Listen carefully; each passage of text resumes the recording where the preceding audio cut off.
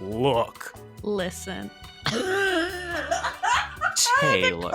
Immediately. I had to come immediately. That's good. That's a good time to do it. That's fine. Perfect. Get it out of your system. Hey, guess what? It's episode 16 of Look, Listen, Geese and Guyera, the big giant finale of Sun and Moon, and that's why Taylor's here. That's not actually It's why Taylor. Taylor's here. You've heard Taylor. about him maybe once. Yeah. Probably. No. I got a reputation. Taylor has talked about Taylor many times. Yeah. Geese, why don't you introduce Taylor? My fan. This is Taylor, Guyera's roommate and longtime friend. Or as I like to call him, former coworker. I was going to say former coworker. Oh, yeah. Where'd you guys work together? Space Center. That's Houston. when we were Is tour that how you guides at guys NASA. Mm-hmm. No, why would you say mm-hmm? I didn't hear what did you say? I didn't hear what you said, so I'm going to say yes. Power positivity. That's the It's worst. great. You got to put I that out asked- there. Taylor doesn't I actually asked- speak English, so he's going to just nod and shake his head and say yes. It's my third language. Wait. Oh. Okay. So Calm when down. and where did you guys meet? Middle Well, school. Yeah, middle school. Middle Geometry Intermediate class, school, right? as Was they- it yeah. it was Taylor one of was. the God, here I was thinking 3 people would be a good idea, and it's just nobody. It's a gets great it. idea. It's a great One idea. word in. Well, we're introducing me. Listen. So I want to say Look, something. you're not going to say anything. Okay, you're I'll sit done. here and nod. Taylor was very rude, and I hated him in But- 8th grade. Whereas I thought I was not exceptionally nice. I was like a really sarcastic, depressed kid. So I was just sounds like me in middle school. super dry.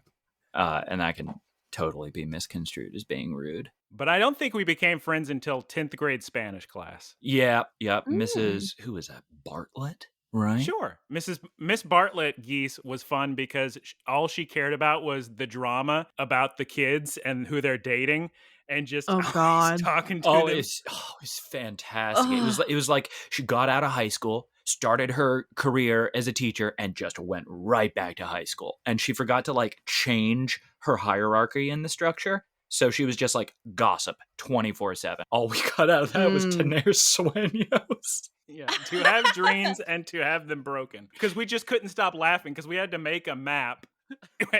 And on the map of this city, we had to name all these different things in Spanish words. And we found that our senses of humor matched.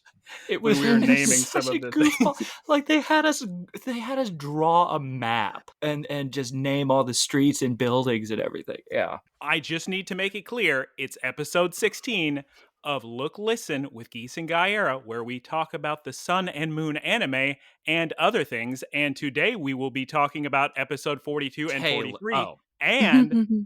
And this is the big giant finale of Sun and Moon season 1. So this is a big deal. So get excited right now. I was super excited. Poggers. I The still am entire reason- excited. Yes. The entire reason Taylor is here is because Geese told me, like she tells me every week, oh, I can't record this week. So I'm going to have Taylor fill in. And then at the last second, she said, oh, I can record. Okay, So now they're just look, both going I to do it. changed my plans suddenly, so I was able to come back to Wisconsin. You're in originally was Wisconsin? gonna go, yes. She's Ooh. East I would- Coast. It's a long How's that? How's Wisconsin? No, it's lovely. I was originally going to go home with my parents to Maryland, but then I was like, I can't do work at home anymore, and I don't like living with my parents. So I'm going to spend as much time as I can here Mm-hmm. with Aaron. So Okay. I changed my plans suddenly. Something I did not lie to suddenly came up. Guyera. Do you have like a lot of land in Wisconsin? I feel like everybody in Wisconsin has a lot of land. Aaron's farm. Well, he lives in the capital, so no. There are a lot of lakes, but none of them are Aaron's lakes. What's there? Aaron's Not yet. Lake. Don't count them out just yet. That's what's true. what's the population of the capital? Was it 30,000? A 20,000? I'd say, clean like- 5K. Like 600,000 all like together. I thought you were gonna stop at 600. All together in like the half county the city works in Culver. and suburbs. I don't know. It's probably normal. It's my mentality It's is always small. like if you're anywhere other than like a New York or something, you just got a big old cornfield. That's There's yes, cornfields. Oh, Geese. Yes. Before I ask you this question, I'm going to say something else, which is please be excited about this episode, big finale. Next week is another big, giant celebration of Response Message Cross, Look, Listen, Geese and Guyera to go in between the next season of Pokes Anime, which is called like Legends Adventures, Big Ultra Time Adventures, Pokemon Sun and Moon, based on Pokemon Nailed Ultra it. Sun and Ultra Moon. Is it a spin-off? No, it's just the sequel, because you know how Pokemon games they used to anyway. The Sun and third, Moon and then right? Ultra Sun and Moon. They've Oh, since I see stopped what you're that. saying. Okay. But yeah, it's the second season. So this is the finale of the first season of Sun and Moon anime. Geese, would you like to tell your airport story? And if not, I have a pants ripping story of my own. Well, am I allowed to tell the first part, or is that inappropriate for audiences? Oh my goodness. Oh, Taylor, this is a family podcast, so no swearing. I'll try. Well, I'll tell it anyway, and I'll Guyera, decide I guess, later. can decide. Okay. So I was running late to the airport. Who's got a loud today. chair? That's me. I'm sorry. Okay. I was running late to the airport today, and my mom was with me, and I was like running to go to security, and she like gives me a hug while I'm still running, and then I'm like halfway down the security aisle, like still like fast walking, and my mom yells, she shouts at me in the entire airport, can hear her, promise me you'll use safe contraceptives. And I just start laughing because, like, what else can you do? I'm like, what the heck, Mom? Like, she had so many opportunities, like, you know, in the car or like any other time to, like, you know, mention that, say that to me. But she decided to shout it for the entire airport to hear. And then I went through security, and then I had to go right to the bathroom because I had terrible diarrhea. Oh no. And then, oh wait, I forgot the part where I ripped my pants, putting my shoes back on in security. Spoilers. So yeah, today was a whole You ripped them during the security check? No, when I like got my stuff from the conveyor belt, I was putting my shoes on, I was bending over and I ripped my pants. What was your first thought when you ripped your pants? Was it just like worried about diarrhea, or was it just embarrassment? Oh no! Gross. No, I was just like, oh, whatever. I was just like, I was still reeling from the whole mom thing and also the diarrhea. Yeah. So I was just like, okay. And then how was the actual flight? It was okay. It was fine. It was like only 2 hours. It wasn't bad, but like, yeah, it was fine. Okay, It's fine. All right. I had a similarly weird experience in Germany. So we had a layover from Istanbul to the US in Germany for 2 hours. So I was like, okay, well, we have lounge access. So that's great because I had been having like wild intestinal troubles, right? Like turbo gastrointestinal warfare going on.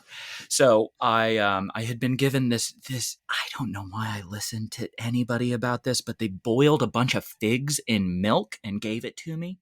Oh, that's to make you poop.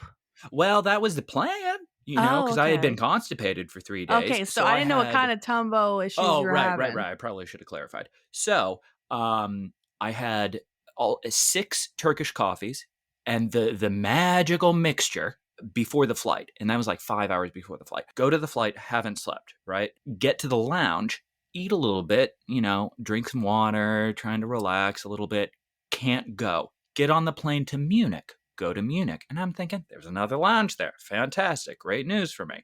Unfortunately, they added 2 security checks because they just started implementing it's like an American TSA protocol where powders are like questionable substances or something. So we finally get through all of the airport. Can't go to the lounge at all. So I still can't go to the bathroom.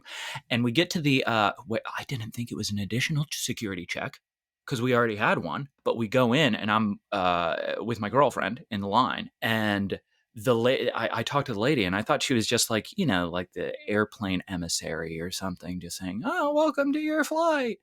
She wasn't. She was security. So she and we're like holding hands or whatever. You're holding hands with her? Not the security officer. I don't do that anymore. With So gun can. Yeah, exactly. So we go up and we have our passports and everything, and the lady goes, "What's your relationship?" I thought she was, you know, having a little go. You know, just like kind of goofing around, nice light day. It's not busy or anything. So I pull my hand away, I get really serious and I go strictly professional, which was just And you let go as if you were trying to hide the fact, like you're Exactly. smuggling her in. so she doesn't. I've never had this happen. Like I've told, it's not a good joke, right? Like it's not like anybody's gonna tell their families about it later.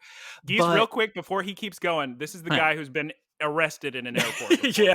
So I need to know that story. That's another time kind of thing. So it was already on the record books for like high risk. Yes, my name shows up. My bags were checked for years. So I look at her and I say strictly professional, and I'm like, no, I'm just kidding. We're together, and she didn't laugh at all. Like this is Germans, like, and she's German, so she's got that German accent, and she's a very stern woman. She was just like, like the worst sound you could have made. So I got separated into a different security line, where they made me remove all of my stuff from my bag, right? And this is Old Faithful. Her. Yeah, she went through a line, no problem. The no jokesters line is the one she went. Just fast track, didn't take off her shoes, freaking just did somersaults through it, and just went off to the plane. Meanwhile, I'm going through the the third degree, getting all of this stuff done. So they do the pad down and everything. They make me separate everything in my bag that I haven't emptied in probably 2 years. And I'm pulling out like old expired almonds and stuff.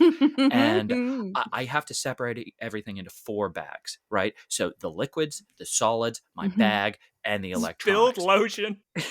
Oh yeah, definitely spilled lotion. And the German dude, because I'm in the special line, says there's another bag of almonds. And I'm like, is there? And there was. He saw it. There was another bag of almonds that I had to separate.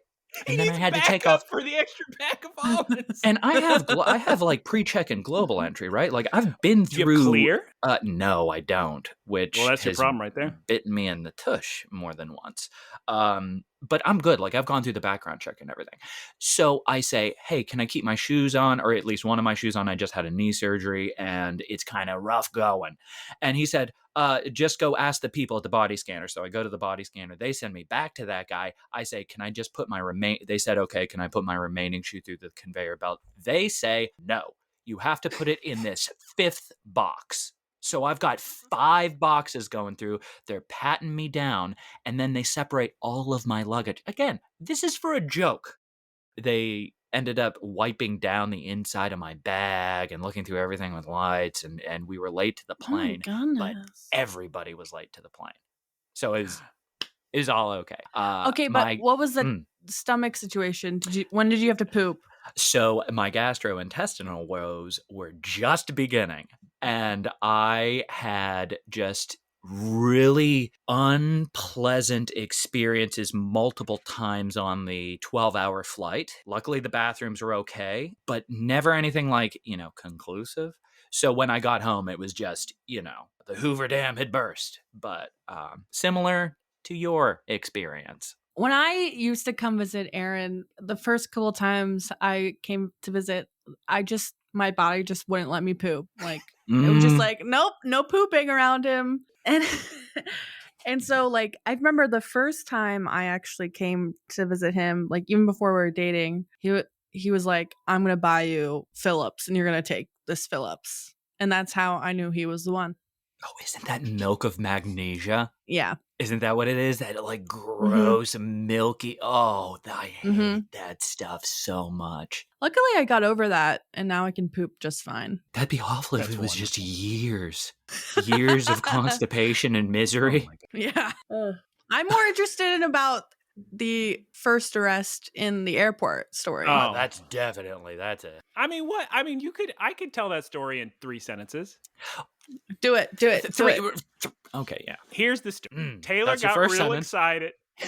No.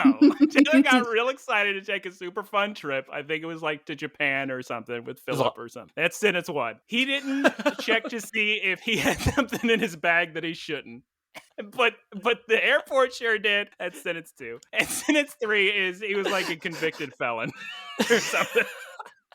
Oh It was God, what was in the bag? so it was a knife. I'll have a knife and a flashlight, Oh my and God. TSA did not like that.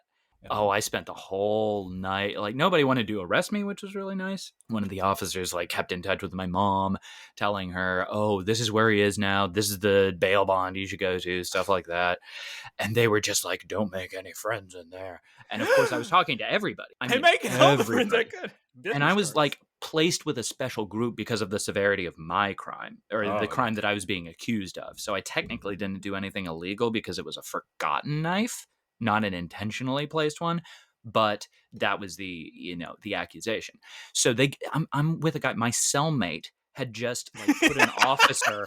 Isn't it ridiculous? My cellmate had just put an officer in the hospital, and he was like in a coma or something. And the dude was just pacing back and forth, and he was like, "I'm not from here. I don't belong here." And I was just like, "I don't know what to tell you." Oh my One of God. the like most standout memory. I was talking to this Russian dude with these super blue eyes and a really pronounced unibrow, and I told him my whole story, and he was like, "You get the rest for it." That's not. He's And Russian. It's okay. yeah, half right. You can make a So Russian voice. he said, "I killed somebody tonight," and he just stared at me, and I was like, Why are you talking to these people? "I can't not talk. Like I can't not We're talk." such different people, Taylor. We're such different people. I would never travel with you just based on that story alone. Just all the knives I try to smuggle onto planes. Oh my God. Hey, Taylor. Yeah. I have a question for you. Hmm. Have you been watching or playing or eating anything recently or listening? So I watched a lot of Sandman. As have I. It's The- good. I loved it. I really liked it. Did you read the graphic novels No, when they came but out? I am starting to now. They're because terrific. Taylor, you need to update your library card. Ours just expired, so just call the phone Oh. number and they'll update it. And if you have a library card, listen, Clambos, if you have a library card, you have access to a bunch of thousands of free books just by having a library card. Did you No get? shouts Did they Shouts give out you to libraries. those weird threats that they gave me when I got mine? Like your Threats? process was. Do you remember that? Your process was so Oh, smooth. And for vaguely. me, they were like, if anybody gets this library card and checks out a book, you'll be liable for everything. And I was like, what do you Did mean? he say that to Like, you in person? Yeah, at the Okay. line. And I'm sitting there and I'm all smiley and chatty and everything. And he's just like, up to $200 book. And I'm just like, and I said, what book do you have that's $200? And he said, it's replacement phase, something like that. Oh, that's so sick. Is that Orcs and Crake? Yeah, and I bought this, but the version I bought, the font is so thin and like barely printed on that I checked it out at a library for a thicker font. Oh, nice. I like that book. Onyx and Krabby. In fact, most libraries are getting rid of fines altogether. That's smart. That's great news. All right, Taylor, that was a good first thing you watched. What's the second thing you watched? Oh, but yeah, I was really worried about Sandman because I love the graphic novel series so much. They did a really good job. A lot of it was like a little more lighthearted and silly than I thought, but most of it was so cool. That first episode with that narration was so sick. It's very good. Derek is a masterpiece. Yes, very funny, very I'm heartwarming. halfway through that. I loved seeing Roy Kent. He's in that? Yep, he sure is. Didn't even have a speak like a from line Ted for a Lasso. while. Mm-hmm. That's the one. I thought got he so wasn't excited. even. I thought he wasn't even acting prior to Ted Lasso. I thought he was just a writer. His role isn't huge in Derek. Okay. I haven't seen too much. They're currently the character and the other character are currently entwined. But the bloopers are very funny for that show too. Really Outstanding. Yes, I never watched bloopers. What else did I watch? Nope, which is that was the last movie. I love that in IMAX. It was so good. You missed. They did a whole thing at Universal Studios. They recreated all of Juniper's claim. I saw like a YouTube video. Juniper is a professor in Pokemon. That's fine. Juniper's reclaim. Gesundheit. Not too much German now. I'm still traumatized from security. Yeah, it was great. I love a good monster movie, and they really changed the formula a lot, which was good. Like they didn't just go with a Jaws replication. Did a real good job. I love and I'm not gonna spoil. I love the anime nods that you see in that film. Oh yeah, yeah. I can only think of one, One. but yeah, offhand. Been a month since I've seen it. What? Okay. We all like Severance, I think. Wait, did you watch Severance yet, Geese? No. Geese, come on. I think I'm told only. you I watched nothing. I think I'm only three. What? It's a perfect time to watch something is while you're at the beach. The beach? I I had terrible watched internet. I 3 couldn't episodes. watch anything. Spoilers? Like 7 down there. So What is 7 down? 7 Oh, the connection speed. Right. I thought that was like a type of Football? connection. hut. Sure, that's a sport I know nothing about. Let's see what else I have on the list. Mad God. Mad God was really weird. Are you gonna say That- Mad God, Mad Shark, Mad Spider-Man? So Mad God was like this passion project. Italian shark. Spider-Man is it's a treasure. It's an Australian treasure. Oh, Spider-Man. Okay, all right. Okay, so Mad God was great. It was disturbing. 'Cause I watched that with Eric, and I think he's the one Who's who recommended Eric? it. Your friend. He's our friend, not a former coworker. I would love to so. know more of Guyera's friends or anything about his personal life, to be honest. Oh, so this episode you're allowed to ask Taylor one personal question, but he's allowed to say he doesn't want to answer it, and then you have to do a redo. You get a mulligan. So Mad God, really disturbing, but it made me think about it for a while. The main theme is really haunting, so that was cool. I'm not into like grotesque stuff. It was interesting. It was a thinker, and I wound up with a Shudder subscription for more than a month. You look I like do- Geese fell asleep, and then you said Shudder, and she went. Do you like horror movies? No, I hate them. I can't watch them. Oh, really? Yeah. I literally Well- just watched a. What? Oh, really? Yeah. I just watched a YouTube video about like some themes in Hereditary, Mhm. and even that video, which is about Hereditary, I was Uh-huh. like, the lights are not coming off tonight. It's a spook You fest. know? You Yeah. could get Scary there film. though. Remember the milk of magnesia and give yourself hope. It's called I Milk didn't of ever take Magnesia. it. I refused to. Oh, well, that's different. Yeah, I just stayed constipated instead of taking medicine that would help. That's who I am. Stay strong. I'll poop in a month. Yeah, Hey. basically. If you don't eat, you don't have to poop. That's fair. I also I would wonder die if you though, would. Guyera. No, you can eat a baby little veggie sandwich that's 300 calories, and you only have to poop once a week. Once a week. Yes. Man, I couldn't do it. Got to have that support system, that not like knowledge of my cycle. What's everyone else been watching? Wait. Because I'm not going to Okay, bore you're you with donezo? Italian Okay. Spider-Man and Last Okay, Shark. okay. Last Shark is Oh, I have so much to say about those two. All right. So I went to the IMAX, of course, to see all these films. They're re-releasing into IMAX, and it's very exciting. I saw Sick. Jaws. That was Lucky. super good. And I Mhm. watched Avatar 4K, and it was very sick, 3D. That's so sick. Very good. I watched Barbarian. That is a horror film. Everybody should go watch that because it is very unique. When I went to go see Moon Age Daydream in the IMAX, which is the David Bowie film, and that was very, very good. Oh, sick. I watched Handmaid's Tale. What? Taylor? No, you didn't. Yes. Would you like to say something, Taylor? Girls. No, I was saying the name of a Pokemon. Which one? Sylveon. Please That's tell a me that's Pokemon. Okay, good. It's a Pokemon. Great. Also, Yeah. Eevee. All right, that's all I needed. Good. Thank you. Handmaid's Tale. They're telling a story in that. I don't think it's as good as it was, but I'll keep watching. I'm too What- invested. What What? season is it? It's like 5, Oh my 4. gosh, I stopped at 3.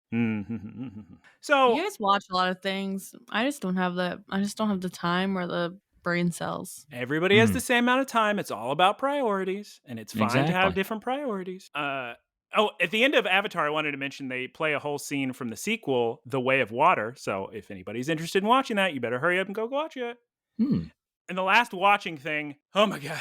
For some reason, I was recommended these videos on YouTube of this guy that just painstakingly goes through the differences between video game releases of old licensed games. So I've been watching these videos, and I don't know why I am so excited to watch. I never even played these games. I don't know why they're so exciting. What series? This guy's name is Flandrew, is the YouTube channel, and he has them on the Lord of the Rings games, the old Harry Potter games, like the original Star Wars, like Attack of the Clones or something. I mean, those games are coming out when we would have been the most excited about games. I have a theory why I'm so interested in it. Okay. When I was a child, I was very... Is it because you're a nerd? No. There was a period of time as a child, after like being a real little kid, like playing Lion King on Super Nintendo, whatever. There was a period of time where I decided that licensed games are bad, and I'm not going to play licensed game. And I held that stance until like Batman Arkham Asylum. Oh, that was the one that changed a lot of people's minds. This whole period of time, I would never even touch a licensed game. So now I have this interest in them. It's the same thing with those. The only like Super Nintendo games I ever want to play are the licensed games. And I can't really explain it other than maybe that. And it's just a better time capsule of the period, I guess. I mean, it's interesting. It's again, it's that excitability from the age you would have been. And it's something you haven't done before. And they don't make those anymore. Like now when You they guys make are them, old. I can never remember my age. I don't know how many times I'm asked and I say the wrong one. Geese, since you don't have any watching, you can go on about eating or gaming. Okay, so I've been at the beach for the past 3 weeks. I got some gyros from the Greek place. I got some pasta from the Italian place. And I got some barbecue. Gotta get that barbecue when you're in the South. I thought you were going to go, and I got some diarrhea. Well, I have plenty of that, don't you worry. I went to this place called Barbecue House that's really good, and they have these like platters you can get where you can get like 1, 2, or 3 meats. And so they're called the daddy, the big daddy, and the granddaddy. So I got the granddaddy, and I got ribs and pulled pork and brisket. It's very good. Very How's good. it And I drink a lot compared of sweet to tea. you lived in Texas for a while or something like that? Did I live in Texas? Yes. Did I ever go out really in Texas? No. Oh, okay. I was going to ask Was I basically just locked in my room all the entire year I lived there? Yes. Okay. All right. I was going to ask you about the barbecue comparison, but never mind. Yeah. Do you want to eat or video games, Taylor? Me, I mean, my food was all basically Turkish food, which is really interesting. I like their culture around food is really cool because it centers around breakfast. So, breakfast? Breakfast. Breakfast. Can't believe she's a doctor. So who's a doctor? That girl where I got breakfast because she didn't say the K, and I kept giving her a hard time about calling it breakfast because every other word that she spoke was perfectly enunciated except for breakfast. And it's like somebody was like, "Oh no, the K is silent," and she just went with it. And that was just her whole life. Was this a lady at Tortilla Fresca? No, it wasn't, because she couldn't have worked there because she would have said fresa. It was really good because I love breakfast, right? And they just take like 2 hours. Everybody wakes up late. Perfect for me. Everybody stays up late. Perfect for me. Coffee, tea, all the time. Turkey's the number 1 consumer of tea in the world, which I didn't know or believe. And then I found out. I still don't believe it. I was on the fence because I was like, England's really famous for tea. China's famous for tea. But good Lord. Wait, is that a percentage? Because there's not that many people in Turkey compared to like China or India. I mean, not like billions. That's just like one of those statistics that you hear rattled off. I don't know what the actual sample size is. Something made up. Yeah, okay. I would have to assume it's just the volume of tea that they go through per year. That's what I would assume, because you're having it. Every single house has a tea kettle, every single one, and it's always full. And you minimum have tea 3 times a day. And I didn't think that was possible, but that's how it is. So the only bad thing about it, because the breakfast was fantastic, the fruits, vegetables, they don't do the artificial ripening that we do, so everything was really fresh, really healthy, everything was like really colorful, which was nice. But they have no protein. So my diet is like nothing but protein and fiber, and they had none of that. So by the end of it, I was just like, I don't want to move, and it was terrific food. Though. No beans. That's crazy. Not really. I mean, the only beans that I can really remember having were in a dessert. And I like their desserts a lot because they're very mild. And Taylor, what Not is an lentils? anakana samit? Ankara. Ankara simit. And what was Geese's question? Do you have a lot of lentils? No, not very many at all. Actually, I don't think. I mean, they have lentil soup a lot, so that's what I would have eaten. But beyond that, lentils weren't a huge part of what I consumed. They have a lot of meat that's really fatty, so like a lot of lamb and stuff. The simit is just like this delicious. It's like a round bread that they add this pomegranate molasses to, and then they just char the crap out. It's so good. If you ever get a chance to try simit, careful with the C word. Jeez, sorry, Louise. they swearing. they toast the crap out of it, not char. No, God, Taylor, I'm stop it with the C word. But they really burn it, and it's just otherworldly. It's fantastic. It's so. It's another hour of editing I gotta do. Aaron, my boyfriend and I are trying to eat less fast food. Uh-huh. And I think we're going to go to like a Mediterranean diet. So we're looking up a lot of recipes for that. Oh, eat a lot of menemen. It's really good. It's got I'll bowl talk about of diet day and night.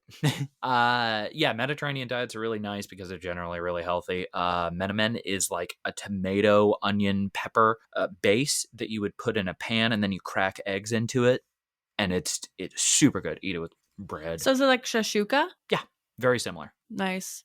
That sounds really good. Yeah. I ate yum. I ate a bunch of cocoa ichibanya, which Taylor, I'm sure, is very jealous. I ate Pumpo. I drank Pumpo coffee from every place because now every place is selling Pumpo coffee. How's Well, favorite? how's the Dunkin' Donut pumpkin spice? No, Is that it's good? I haven't tried Dunko yet, although I should because I go to that Shake Shack that's next to a Dunko quite a bit.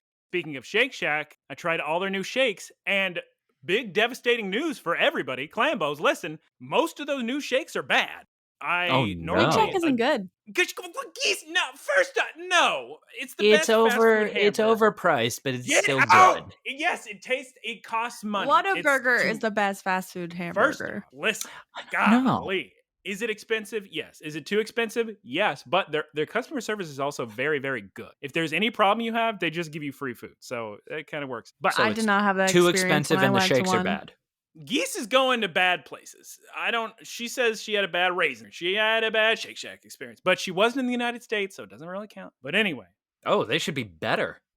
Japan Shake Shack is very good. So apple cider donut, very good. The other two, salted toffee choco. You actually may like it, Taylor, because it's just it's a cup of salt. You take a sip and you go, yes. It's just salt. Oh, that's all I want.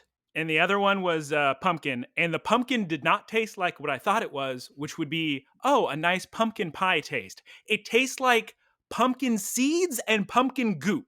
It tastes like you're licking a gourd out in the fields. Did you know that like raw pumpkins are a natural anti-wormer for animals? Really? They like just go raw to pumpkin town? seeds? Yeah. Yeah. Yeah. Do you know why? Whenever we get pumpkin, I do not know why. Yeah. Whenever we get pumpkins, we always when they're getting all mushy, we always bring them into the back and cut them up, and then the deer eat them. That's what you're supposed to do. And girls, they opened the raisins in Burbank, so I've been going every single week, and it's delicious. Man, that's close. Taylor, video games time. Talk to you.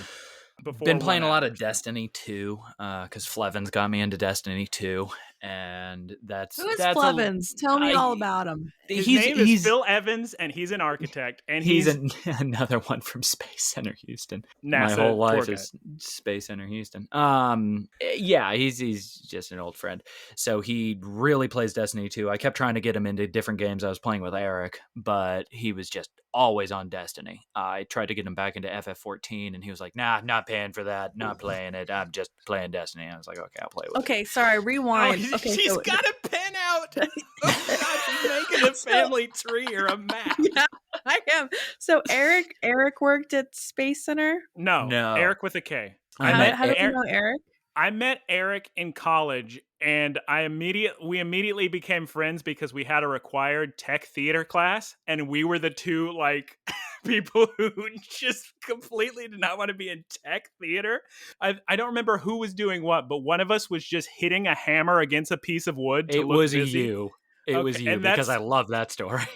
so that's how we became friends. And then I introduced Eric to Taylor at some Years point later. Years Yeah. later? Okay, and Flevins, is that? Phil Evans. You've hung out with him several times, I guess, but he's just You're talking to Geese. Yes, I've hung out with Phil he's Evans always a in number of times. Wisconsin. I played Grand Theft Auto 5 for the first time. Well, not for the first time, but I remember playing it at his house. He's got a nice home. He's a nice guy. Oh gosh, we ate so much pizza at his house. So what was the age range for when you guys worked at Space Center? Teenagers? 17, 18. Yeah. 17, 18, Space Center. Just remember. NASA I'm just tour making guide. a timeline. So yeah, been playing Destiny 2 with him. Been playing through Ease 9 because Ease 8 was fantastic. That's hilarious. You've been playing Ease because the boys on the Discord have been talking about Ease and showing little video footage, and I'm really What thinking the about hell playing is Ease? Play It's Ease an 8. RPG, and it's all free on PlayStation Extra. Ease 8 and Ease 9. I really want to play Ease Origin. Honestly, because the stories are interconnected and there are just so many games now, I would say just start with Ease 8 and continue from there. It's really good quality of life. The pacing is fantastic. Story's fine for a JRPG. But the sense of adventure you have in that game is second to none. Can't remember the last time I felt like we're going on an adventure. Great soundtrack. We watched some real zippy footage. I don't know what East it was, but you're just flying across that map. So I also played Blasphemous for a little bit. Not my cup of tea. No movement upgrades. I'm not into that with a Metroidvania. Children of Morta, played that with Eric a bit. Dead Cells, that was okay. Demon Souls, that was okay. Bloodborne, got the platinum in that because it was fantastic. You're not going to wait for the PS5 upgrade update? No, I'll just play it again because it's, oh my goodness, it was so good. I beat, what was that? The Orphan of Kos. I wound up beating him 2 times, and it was just, what a good fight. Sorry to interrupt you. Between you and Guyera, which one is more trophy crazy? Probably me. I remember you doing the speed run in that one walking sim. What was it? It was the one where you were going through. Gone Home. I remember that, but I dislike how much I'm into trophies. I really dislike that. Well, the trophy ecosystem is destroyed now. Go on PSN. There are now 3,000 games that are just, you pay $5 and you get a platinum by holding down the X button. Yeah, they need to remove those games. I think it's that just back of my head kind of itch that I just need to get a platinum if I really like a game. Yeah, I love getting platinums. I just wish that the numbers meant something, but they don't anymore because of all these fake platinums. Yeah. Maybe I'll eventually burn out on it. That are making good games disappear in the store. That's what was Taylor, so good about... Sorry, I was just going to... No, you finished. No, Taylor. you go ahead. Listen. No, what? I'm sorry? What? No, Taylor, go. Go. Taylor, go. Geese, I'm tell done. me your video games, Geese. I was just going to ask Taylor. No, I was going to say is what... I was going to ask Taylor if he's ever played Fortnite. I have not ever played Fortnite. Gotta get into it. That's the only game I play now. I'm a professional Fortniter. That's what everybody tells me. Girls, you're not going to believe it. It's so much fun. No. Because they just changed it. They made it no build, and you play with your friends, and it's so much fun. And we play hours a day. The only thing is... Okay, Guyera last time was on me for taking Fortnite too seriously. Now he takes it way too seriously. No. Yes, you don't have a competitive bone in your body. As long as Aaron's not yelling at me not to grab his stuff, I'm fine. Well, we'll just play when he's too busy on the farm. He's not joking. He means it. So I played all those new Nintendo Switch Online games, such as Wave Race 64 and Beyond Oasis and Earthworm Jim and Ariana Grande Dragons, and they're fun. Ariana Grande Dragons? That's all Switch, huh? It's like called Amber Asterisk Dragons. It's a fun little game. And I played some Crash Bandicoot 4 and Yakuza Like a Dragon. I really want to get into that. It's so dangerous to play because you just get the fanwe when you're playing it. What? It's the German word for homesickness, but for a place again with the Germans, like I don't have severe PTSD. It's homesickness for a place you've like traveled to, like not your home. Mm. You get I'm just sitting there playing this game. I'm not even doing the quest. I'm just going first person mode and walking around the streets of Japan, ordering boss coffee and playing patchy slots. And just losing my mind, just getting so Let's absorbed go into to this. Japan. We will, Geese. I I'll want to I'm going to go. Japan next spring. I'll go April because that's what the big 40th anniversary of Tokyo Disneyland. Exciting. The big 40th anniversary of Japan. Really? Hold on, let me write that down because I really want to go to Disney Sea when we go. Yeah, I'm gonna go to Disney Sea. April 40th anniversary. April 40th. I want to go. I want to plan a big Disney overseas trip. I'm scared though with a bunch of people. I'm such a good solo traveler. But Taylor and I have traveled many times. Yeah. I'm worried that Japan, since it's like gonna open soon, everyone's gonna go. Oh my god. And it's gonna be crowded. I'm terrified because Geese, it's just gonna be 10,000 Americans surrounding you, so it won't even be Japan. It's gonna be terrible. It's time for our first bathroom break of the day, and when we come back, we're gonna talk about Pokemon, believe it or not. Okay, I'll get more lemons. Enjoy this commercial break. All right. And we're back. Oh my goodness gracious. They're putting fewer apples in the apple bags. What are we going to do about it? Buy more Happy Meals. We're going to email corporate McDonald's. We're going to Change.org. demand more apples. At McDonald's help and say, please give me more apples in the apple slices McDonald's pack. Please, I don't have enough. Write to Congress. Yeah. There's Write to your local Congress person. Make it seem like it's about the health of the youth. Yes, they well, need it is apples. about the health. Mm-hmm. What do they have? Whatever the heck they call. Yeah, he's never said a swear word. You probably don't believe it, right, Geese? Nobody does. I believe it. You believe it. You believe this grown man has never said a swear word. 56-year-old man. I believe it. I don't know why I want you to doubt me. Because everybody else does. So now somebody does it. Now somebody doesn't. We don't believe them. That my freaking height. Circle. Ugh, so awful. All right. Who's got their Poke Notes ready? Guyera, I hate to say this, but aren't we forgetting something? Yes. I don't know what. No. Geese! What are you going to do it this week? Well, I was talking about Pokemon news. Oh, golly. No wonder I thought, oh, Jiminy Christmas. Oh, golly. That's what did you think it was? Before the break. That's supposed to be before the break. Okay. First thing. Wait, Guyera. Taylor, immediately go to weather.com, type in a random city, and you need to give us the weather of that random city. I have it. Send it to Taylor. Now, easy. Weather. He's going to do it? Taylor's going to do it, yes. Taylor, why am I already doing put it in the doc. Taylor, okay. You're playing the role of reporter Geese Peep. I'm going to send it to you, Taylor. It's going to go in the. You're an eighth grade female anchor for your middle school Wildcat News. Just like your middle schooler. Yeah, a little nerdy middle schooler. Oh, wait, before you do that, can I talk to you, guys? Is that what eighth graders sound like? Yes. No. Okay, I'm going to make Poke News of the Week real quick. Hey, guess what? We had a Rock and Roll Community Day. I caught them all shiny. That was sick. There's going to be a new TCG set called Paradigm Trigger. Very sick. We got shiny Furfroos in Pokemon Go this week. And finally, Geese, it's about time you can get them in their shiny forms and in their different cuts and put them in Pokemon Home for the very first time ever. And breaking news, we have... right after recording the next day, we have information about a new convergent species in Pokemon Scarlet and Violet. Yes, that's right. We're talking about Wiglet, the water eel Diglett-looking Pokemon.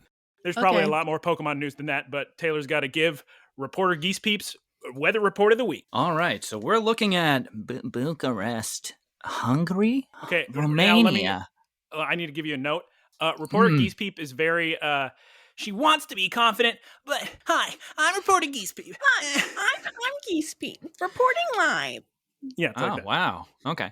I'm Reporter Geese Peep's replacement, and I'm doing my best to fill her shoes that aren't actually that big. I believe you're playing the role of reporter.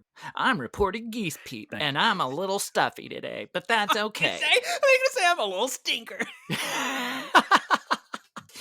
No, I would never say that about myself. You can play him as a little stinker. I'm a little stinker. This is like what do you call it? When the universes collide. Alt universe. DBZ. Yeah.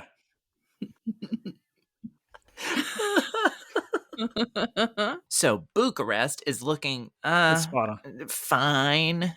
It's not that it's fine. Reporter It's Geese Peep, nothing. where is Bucharest? It's Nothing's me. really happening in Romania, I guess. It's just really mild weather. There's nothing interesting to talk about. There's clouds. There's 3 days with clouds. That's what you have to look forward to for the next week. There's no rain. There's no wind. It's like if you want to fly a kite, I'm really sorry, but there's nothing. There's nothing. Low you. Gray skies. mid-50s at night. There you go. Thank you, Reporter Geese Peep, You're for welcome. your and back to me. Send me in the field. Send me in the feed. All right. Hey, Let me Pokemon out time. here. It's a Pokemon podcast. Call it the Poke Plus podcast. We have a name, Taylor, for the podcast. Mhm. Geese, why don't you tell us the name of episode 41 for the Clambos? I thought it was Episode 42. 42? Episode 42. Oh, thank God. 42. I was very worried. Taylor, did you watch English or Japanese? English. Nice. Pokemon voice actors are terrific. They're terrible. Very You got to watch Japanese. Oh, he's been so good. No. Yeah. 42. Mhm. Alola Kanto, and in Japanese, Kanto, Alola, Takeshi, and Kasumi. It's just the same name reversed. Alola Kanto. You know the Japanese. Always reversing the words. They read from right to left, you see, so that's just how it works. that's how they were They actually flipping the pages. Well, they didn't even write it differently. They just read it from right to left. Yeah. These were great 2 episodes for me to watch because I haven't watched Pokemon since like original run era territory. And watching this, I was like, man, I wonder what it's gonna be like. I wonder where they are. And they're just like, it's in Kanto. There's a executor. Executor, or Nasi in Japanese. Nasi. It's episode 42, the title of which Geese already told us, except for Japanese, because I think I interrupted her. What's in Japanese, Geese? It's Kanto, Alola, Takeshi, and Kasumi. Which are Brock and Misty in Japanese. Oh, okay. All right. Wonder why they added extra stuff. Taylor, give us like a very short summary of your Pokemon expertise. So I name all my characters auto, and I played the originals a lot. Played the trading card game when I was a kid. Stopped for years, just years. And then, so Michael got everybody into our place of work. He got them all into Pokemon, and that was Diamond and Pearl. And that's So when was this the Space Center? It was. It Okay. was. And we were all just playing it all the time. It was great. So after that, I played maybe an iteration, but it just didn't have that same magic of everybody around me playing it. So that I haven't really played much since. Watched the movie. I think Michael and I watched the new version of the Mewtwo movie together as well. But that's about it. Haven't really kept up with the show or anything. So this was a very interesting experience to me because I didn't have that gradual change over the years of like animation and tone and stuff like that. It was just a hard like last time you saw it was probably in the 90s or 2000s. Here's 2022 Pokemon. So It was in 2016, but yeah. 2016 Pokemon. All right, we open with a Poke problem from Ash. He says, where do we go in this episode? And what's the answer? Kanto. That's correct, Taylor. Thank you. Very, very funny to me. When I first saw Ash's eyes, I lost it. His little sparklies at the beginning of the episode, where he's like, I wonder where we're going to go. And his eyes were all sparkly. And I was like, that's the art style they're going with. And it wasn't. But the animation's fantastic. Very funny. People were turned off when they first saw screenshots of this, but in motion you see, it allows the show to be good. Yeah, it's called because they can have fun with it. It's called like Sakuga for a lot of the action sequences, and it leads to like deformed stills, but there's a real sense of like flow to it. It's fantastic. Anime facts with Taylor. Yeah. Clambos, it's the 20th anniversary of Alola School, and they're gonna celebrate and go to Kanto. Ash is very disappointed though, because he wanted to go somewhere new, not somewhere he's been and walked around and born and lived for a long time. Not that long. How long has he been away from home at this point? Oh, that's a very tough question to answer because canonically it's all over the place. Okay. Like if you look at the timeline, it's 20 years, but right, yeah. They just kind of reset because he's the same age. It's an unanswerable question for him. Okay, because everybody was acting like he had been away for a really long time, but I was like, well, he has. I mean, cannot let's say every episode is like one day. That's still years and years he's been away. Mhm. Yeah. And we got Kukui announces we got special guests coming too, and that does excite Ash. Who are those special guests going to be? Perhaps the title of the episode already spoiled it. They are Alola and Kanto. We cut to a plane ride, which is very funny because Kiawe in the plane acts as if he is unfamiliar with technology, which I was not aware of his character, that he was unfamiliar with the idea of plane travel. He's the dude who looks like a volcano, right? Yes. Okay. He is in Sun and Moon. He is one of the trial captains in that game, and he Oh. is fire type specialist. I love that there's a character, Sophocles. Yes. It's hilarious. He's an electric I had to pause the video when I was watching it because I was like, that's Sophocles. Okay. He's a And big I like nerd. that they were talking about planes. And A Sophocles was nerd. like, well, flying on Pokemon isn't that safe. I really like that somebody addressed that in the world. Now, did you happen to notice who was behind the kids on the plane?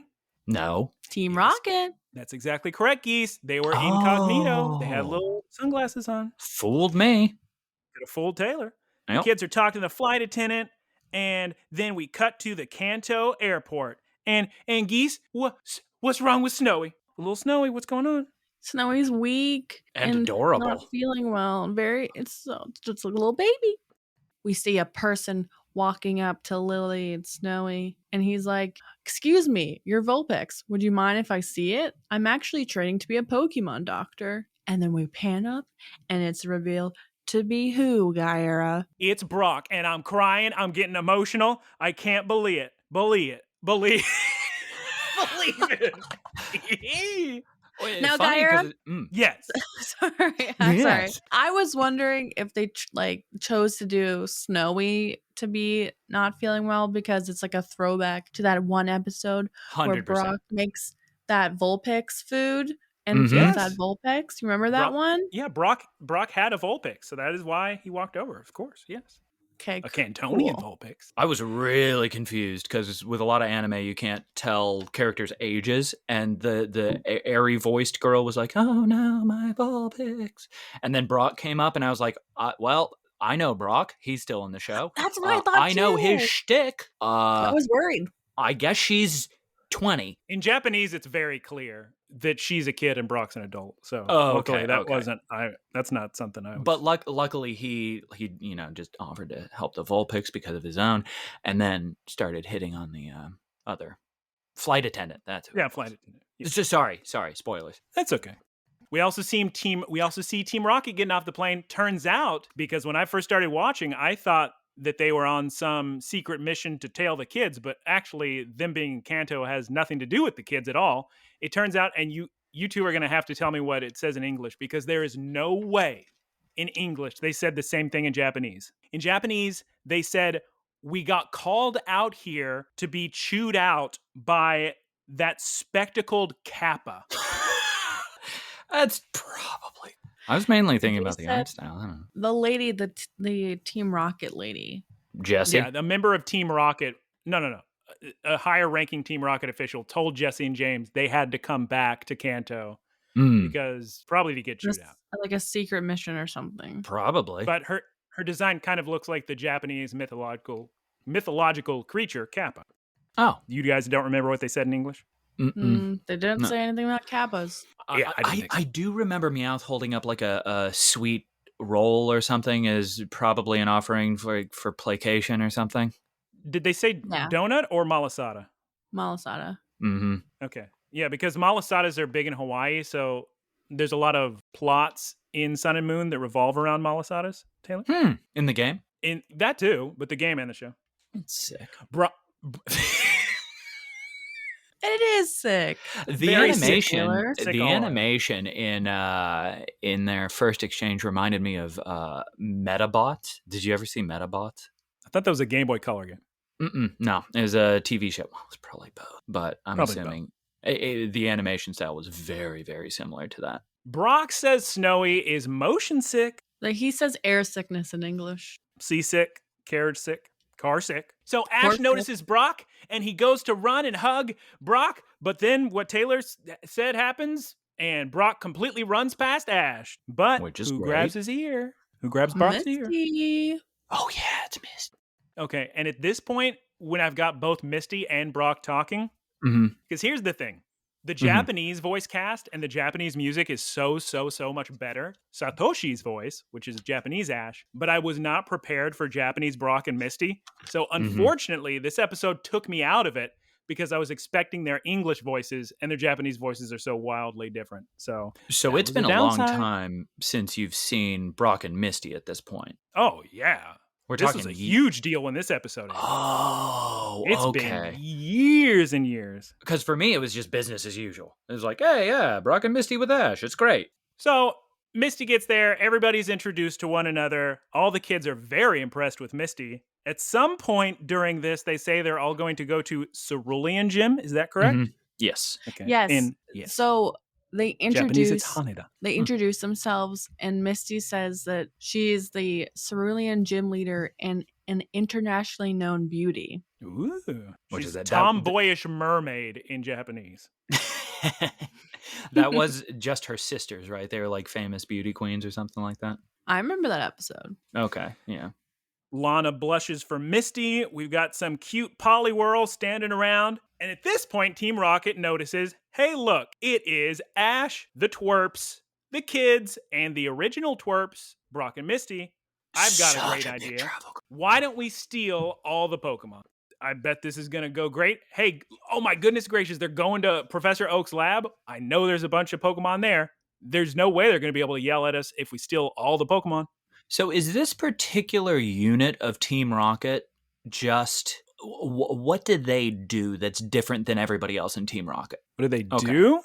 Yeah. Like their function, because Team Rocket are always, showing up in a group of 100 with like a helicopter or something. Well, I'll tell you what they do different. Team Rocket only really operates out of Kanto and Johto. So these guys are the only ones, and this isn't game canon. This is only anime canon. Okay. For whatever reason, Giovanni has them go to the same places as Ash. I think canonically it's unrelated.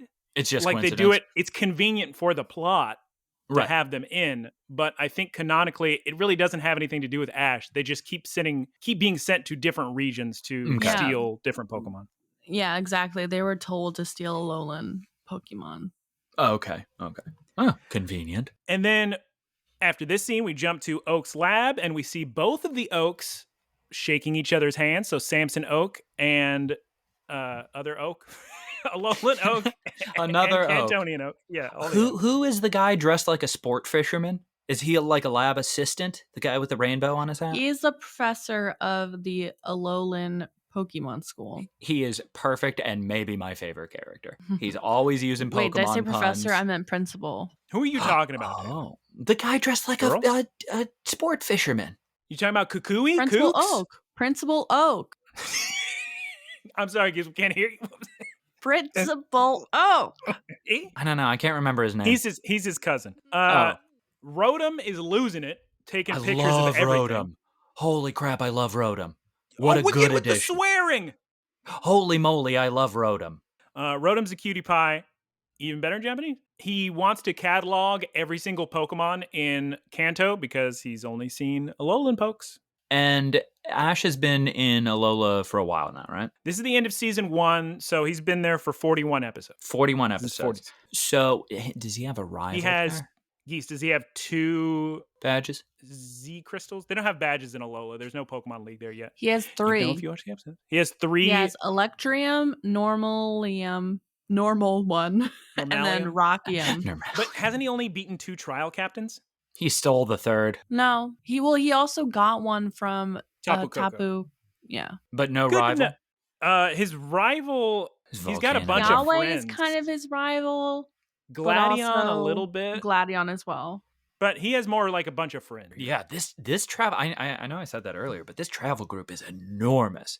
Is this just the they quartet go around in they normally have? Wow. Okay, that's cool. All right, Pokemon. We got so many Pokemon at Oak's lab. Oh my goodness gracious. We see Geodudes, Oddishes, Parasis, Execute, Tangela, Butterfree, Bellsprouts, Dugtrio, Psyducks, Caterpies, Blossom, Psyducks. I think I already said Psyduck.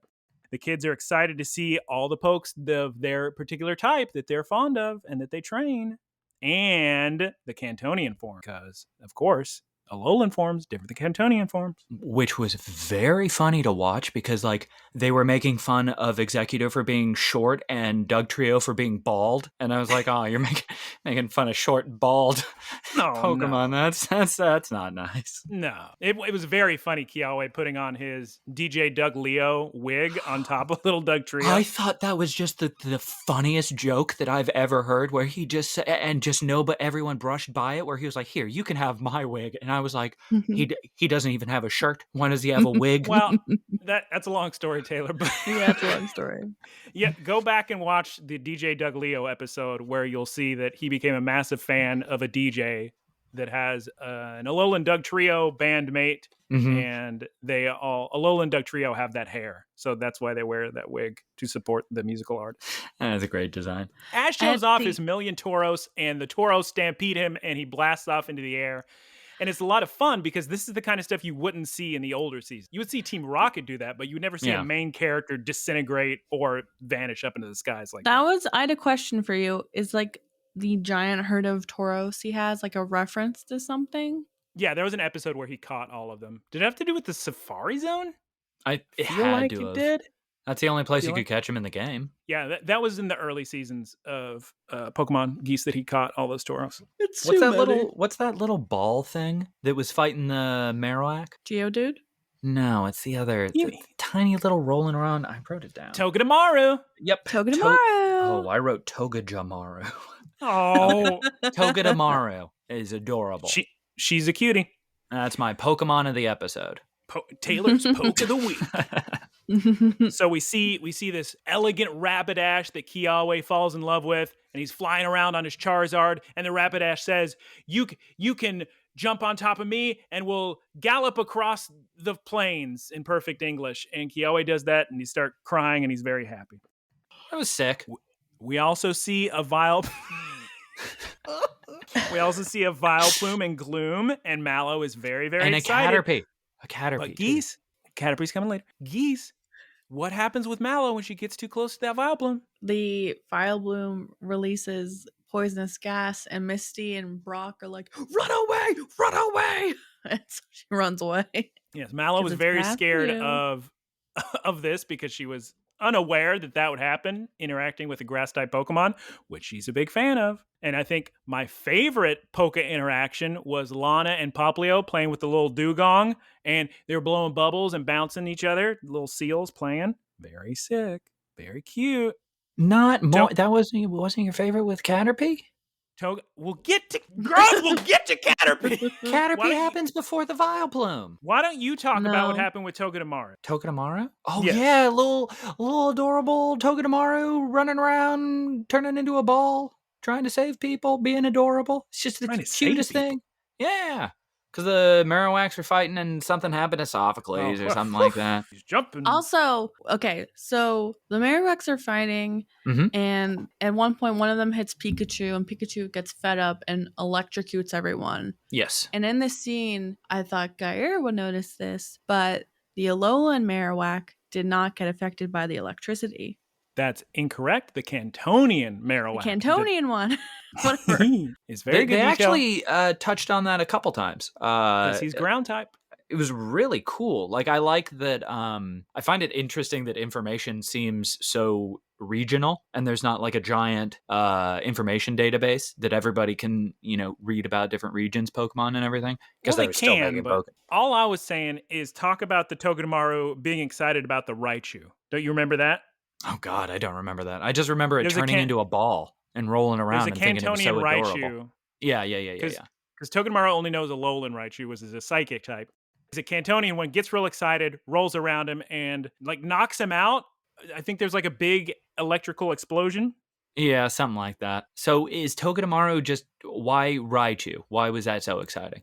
Togedemaru has never seen a Cantonian Raichu in her life. So it's very exciting to see a different type of... Oh, okay. She didn't have that reaction with any of the other Pokemon. Well, it's an electric type. She's an electric type. She loves electric types. Oh, that's what I was going to ask is what type was it?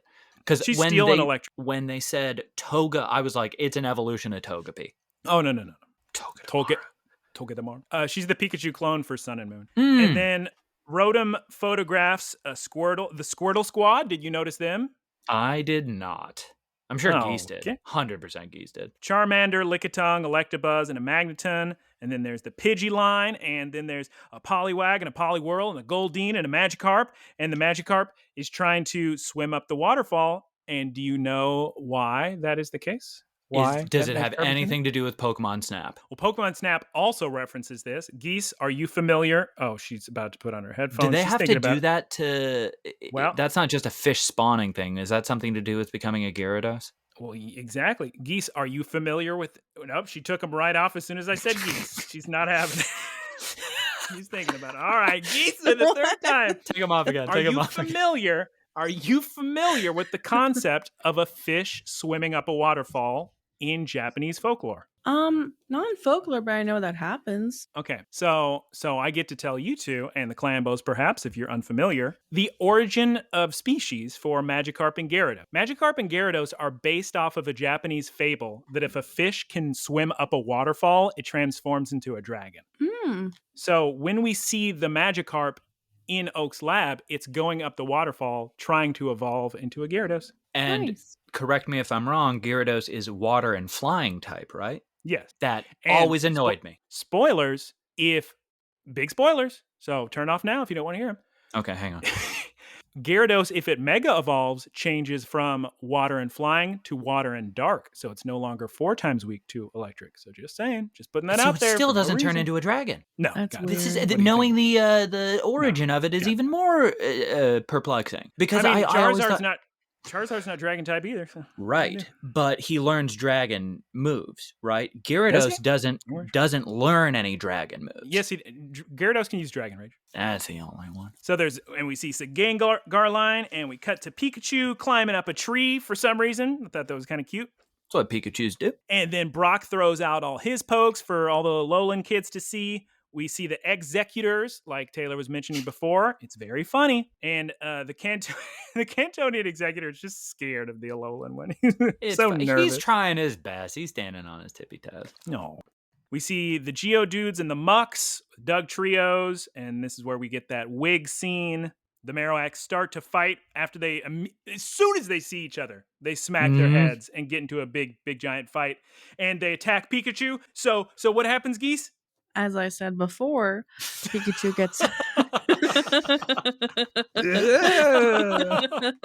that was So Pikachu flies in the perfect air. librarian tone. That was perfect.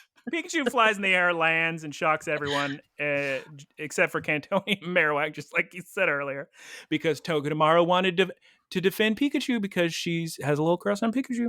Really? No, they're sister. It's like they're sister and brother. That's what they established. I take back the drama Wow. horn.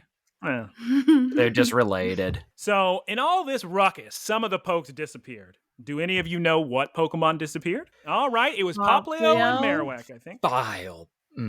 People took them. The kids start to go looking for him. And Misty gets scared of what, Taylor? The thing you said happened 30 minutes ago? The Caterpie. Exactly. Yes. Which is a callback to the original series because Misty is very afraid of bugs. So like 'em. So what were you two thinking about during this episode? Like, were you just really excited or really surprised, or were you like, oh, okay, yeah, they're here now? What are you talking I about? was excited. Rock and Misty? Like emotionally, like the whole like being back in Kanto, seeing all these Pokemon you haven't seen in a while, seeing Brock and Misty. It's very when exciting. I first watched it, I was really excited because I hadn't watched any other series except for Sun and Moon and the original series. Okay. So I was just like jogging like childhood memories. I was Yeah, like, yeah. oh yeah, I remember this. Oh yeah. So that it was wasn't really nice. like I had kind of that experience with Caterpie, right? Because there's so much emotional weight put on Caterpie in the original series, with it turning into, Metapod and oh god, Metapod was what a gem, and then turning into Butterfree and then being set free and everything. So that was just when I was a kid, that was so emotional. And like that episode of it going off into the sunset, I was like, why? Little baby Taylor being all confused.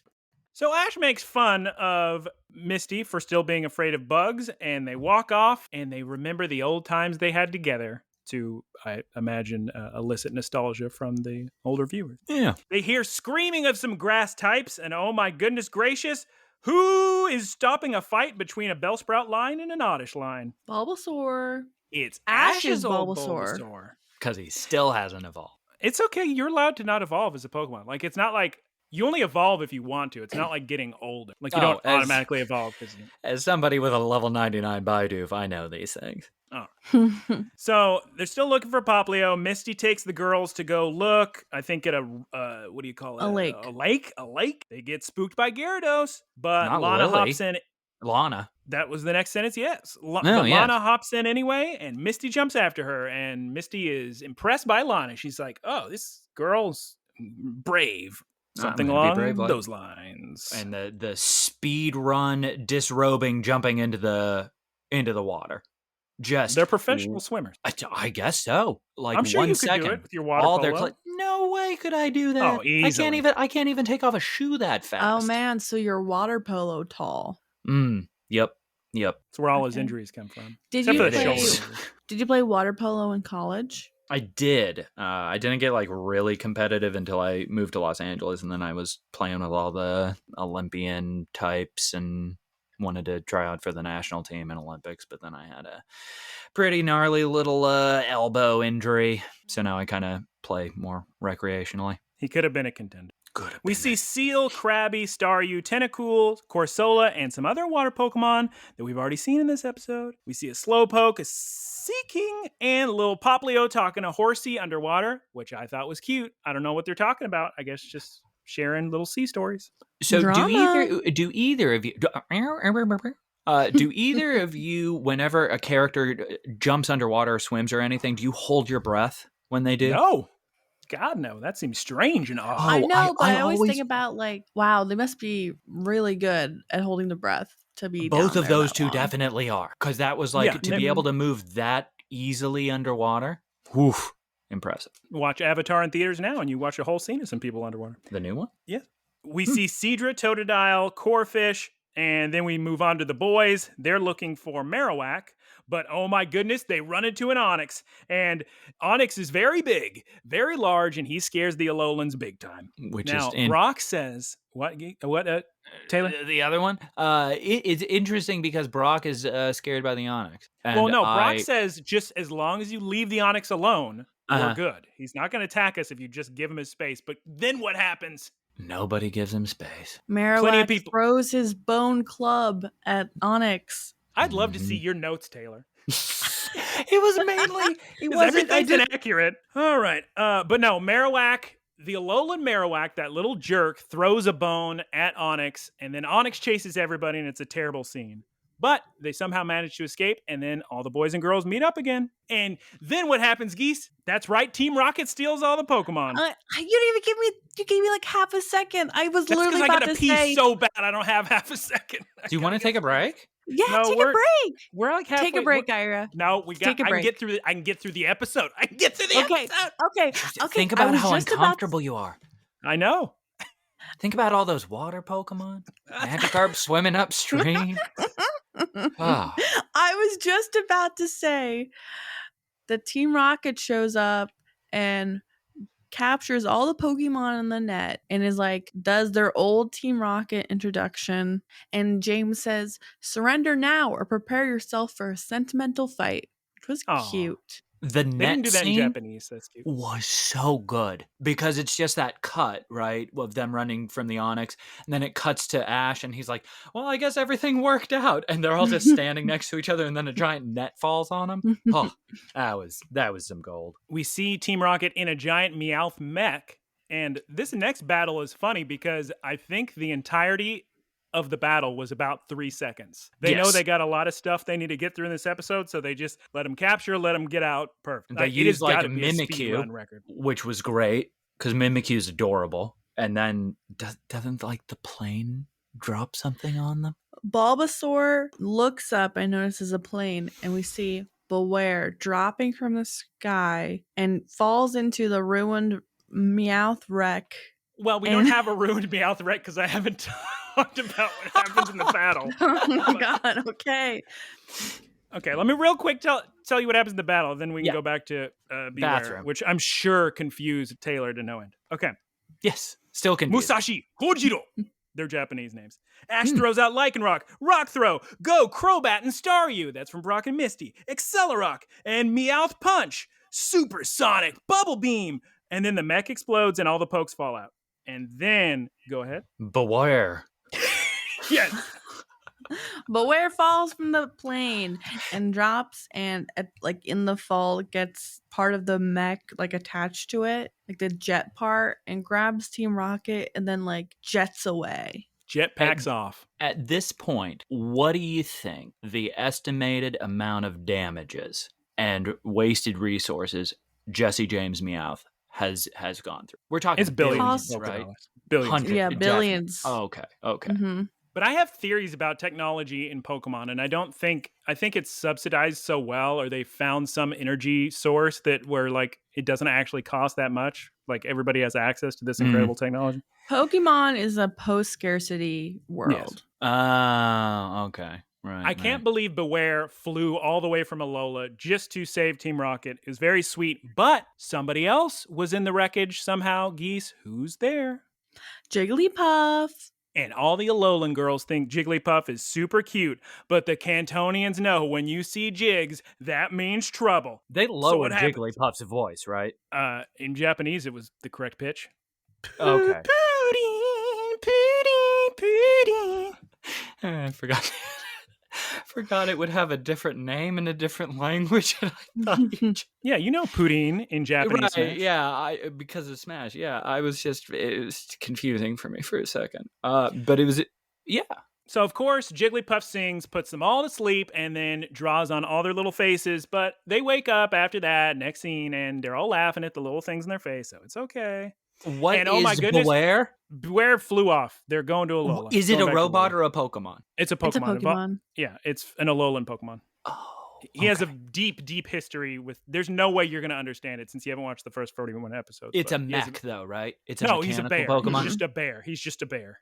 Oh, yeah, but he's very powerful. Most powerful Pokemon in the universe. Some say. I mean, he can run on water. Ash's mom shows up, and her voice in Japanese is bad because it's a 90-year-old woman, and in English, it's great. And now it's time to party. Mr. Mime's making some tasty noodles, and Ash's mom's petting Litten like she loves to. She embarrasses Ash over his room, tells the Alolan kids, "Oh, you go see." So I thought Mr. Mime was making that Japanese dish where it's like do it your way. Was it okonomiyaki? Yeah, he may be making okonomiyaki. I mean, Kanto is Japan, so it makes sense. And oh my goodness gracious, I lost my mind. Who is just hanging out behind a tree as Rotom is talking about, oh, it's my goal to catalog every single Cantonian Pokemon. There's 151 of them. That's right, Taylor. It's Mew, and I lost my mind. Me too. I got real excited.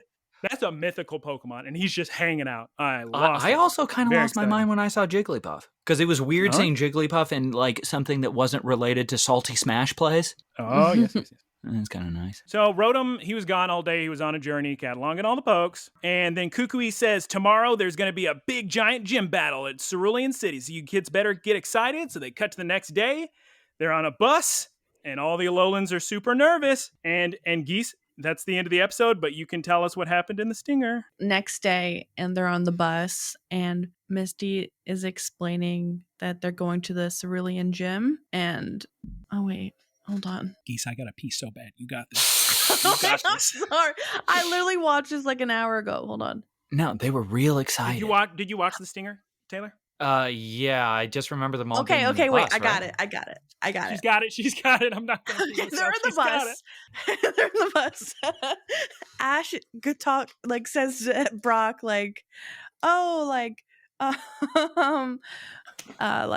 who's the pewter gym leader now these days? And he's like, oh, my little brother. Misty's like, oh, that's nice. And my sisters are no longer there. And then Brock gets really sad. The sisters. Cutting that out. All right. And now we're taking a break, and I gotta go pee. Poor Brock, huh? What about him? Has he ever had romantic success? Sure. I think he lived with that one woman for a while. I think he left this series to live with that professor woman. With the with those eyes. The one you'd love her, Geese. She had eyes like what?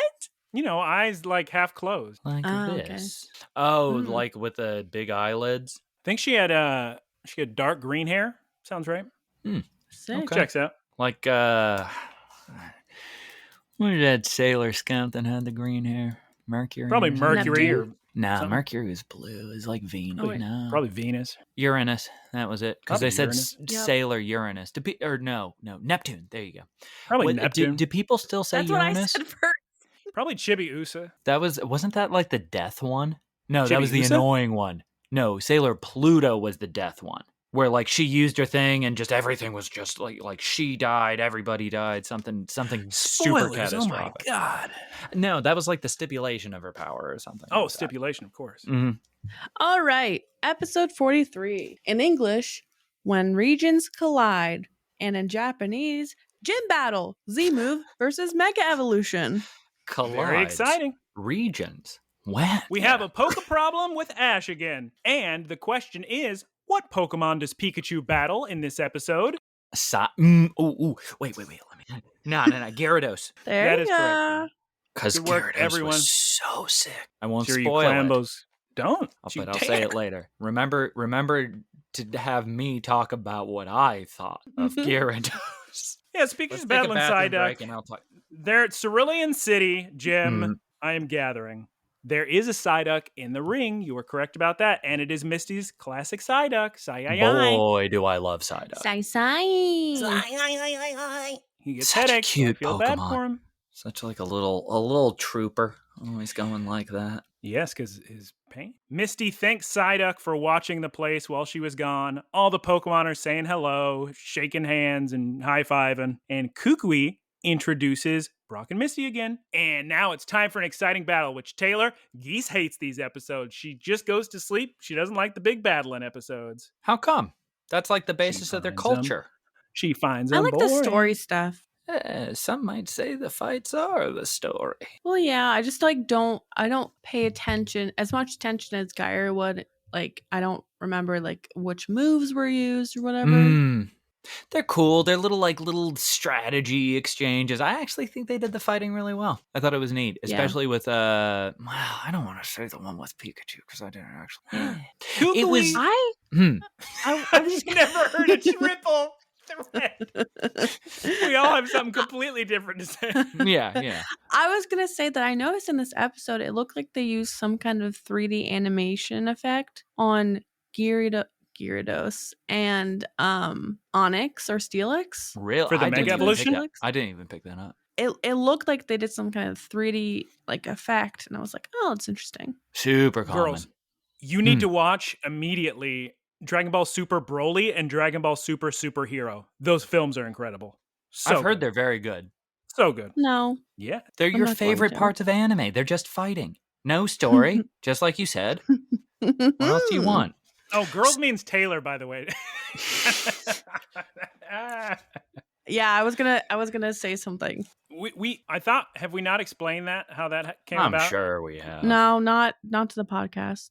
Really? Okay, Clambos, listen. Real quick. Taylor and I used to say boys because of Trailer Park Boys. And then his ex-girlfriend would be like, but I'm not a boy. I don't like it. So then we switched to saying boys and girls, like just back and forth. And then at some point it just stuck to girls. So that's how we refer to each other as girls.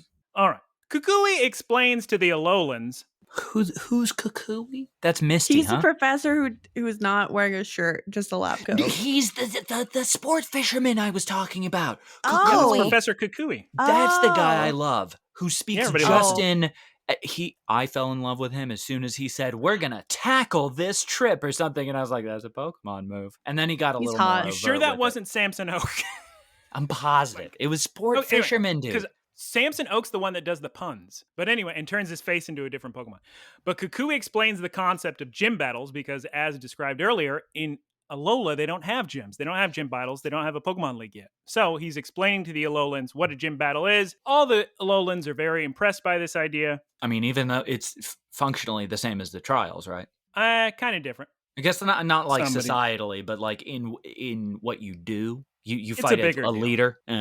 Okay. I love the positivity in all of the fighting scenes because everybody's just like, oh, great move. Oh, you did a great job. There's no salt. When I was playing water polo, I would always compliment other teams. Like if they made a good shot or a good play or something, I always got yelled at every single time. Same thing happened to Chad Ochocinco out on the fields. He would be having fun talking to the other team, and then another person would come up and tell him, "Get out of here," and tell him that's the enemy No. for tonight. And then Chad Ochocinco would walk up to the ref and say, "That guy's being mean. I was just talking, Oh, asking him where wait. he's from."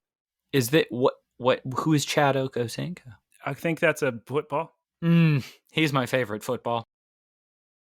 Brock and Misty say that they embarrass Ash because all the kids are going on about, "Oh man, Ash, you got 8 whole badges from Kanto." And he's like, "Sure did." But Brock and Misty were like, "Well, we kind of gave him ours out of pity." So, and then they embarrass Ash.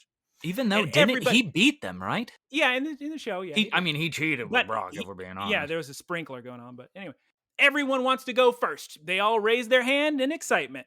And they decide that the girls are going to battle against Misty and the boys are going to battle against Brock, and Ash and somebody, I guess Ash and Kiawe actually are going to battle against both or something. And then No, Ash wants Misty. Ash wants to battle both. Lily is not sure about who she wants to battle, but Rotom's going to record all the battles and it's going to be a lot of fun. Lana and Mallow have a double battle versus Misty. Which is unfair, right?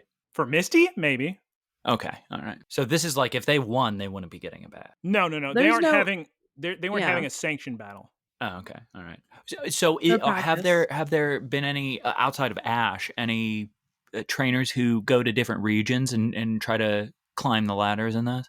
Yeah, like Wonder what that transfer people who is want to like. be like big Pokemon masters. Like Eh. this current season that's wrapping up right now, Mhm. airing Pokemon show, it's like the greatest trainers of all time getting into a big giant Oh. intergalactic tournament. Not intergalactic, that's Dragon Ball, but Yeah. the greatest trainers in the Pokemon world are having a big giant world champion tournament.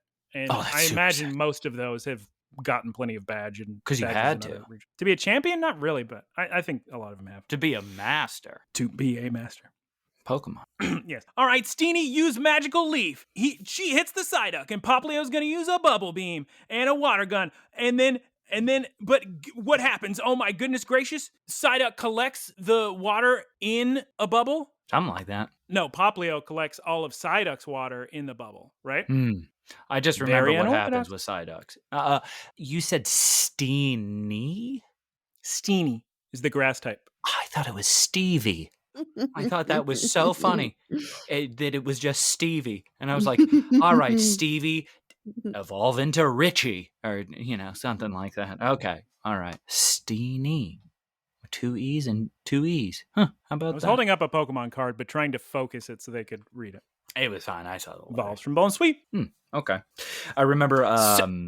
Yeah, sorry. Go ahead. What do you remember? I was going to talk about the end of the battle, but you want to go through the battle. Yeah. Yeah, you can talk about the end of the battle once I get to the end of the battle. Sophocles and Misty are very impressed with this balloon strat. And then he launches the balloon, and Psyduck gets in the balloon. But oh my goodness gracious, Geese, what move does Psyduck use? Confusion. That's right. And then there's a Magical Leaf from Steenie, and Psychic hits its head on the ground. And now everybody's in trouble because when Psyduck gets a headache, when Psyduck hurts his head, then that's when he gets real powerful, and he can just lift those pokes in the air with the confusion. When it works. Yes. Misty tells Psyduck to let them down because he could really hurt them with that confusion. And at that point, the battle's over, right? Yeah, because they're just a scrimmage. Like is that what they call it? You could call it a scrimmage, but sparring. Just a little sparring. Just a In little this Spartan society. Yeah, they a have. little Professor Kukui says that they're going to do practice battles. Yeah, a little they're practice. sparring. A little bit of practice. They're just all filled with blood. But then Psyduck, his little head hurts and he's got a headache. So Geese, what does Misty do? Hugs him. Yeah, gives him a little hug, feels so bad, cute. and says how cute he is. Mm-hmm. And now Lily and Sophocles are gonna battle against Brock. Togedemaru, use Zip Zap. And guys, here's the thing. Very dumb strategy against a Cantonian Geodude because why? What's Geodude's type? Rock and ground. Oh my god, what a blunder, they say in Japanese, because ground types are completely immune to electric attacks, unlike Alolan Geodudes, which still would be dumb to use electric attack because Alolan Geodudes are electric type. I mean, it can get hit by electric, but it's not immune. I actually like how they address that weakness resistance kind of relationship because Sophocles was like, I mean, I know it shouldn't have been really effective, but it should have done something. And I was like, wow, that's some depth to the weakness resistance thing. Like normally people don't acknowledge that kind of stuff. And then they showed him learning, and they showed like that as a kind of aspect of his character, like he's always asking questions and everything. Thought that was cool. Because he's a nerd. Oh, Snowy, nerd. use powder snow. Oh my god, Geodude uses a gyro ball. That means all the snow just goes away. Kukui going on about these strategies with the kids, explaining what's happening, and Ash and Kiawe want some serious battles. So that, I guess that's the end of that battle, is just he gyro spins and they're like, all right, you're done. yeah, all the battles kind of ended suddenly and Yeah. like a little anticlimactically. So yeah, now time's for serious battles. It's Kiawe versus Brock. It's Didn't a they say like one-on-one. no rules or something like that? Well, no there are No certainly holds rules. barred.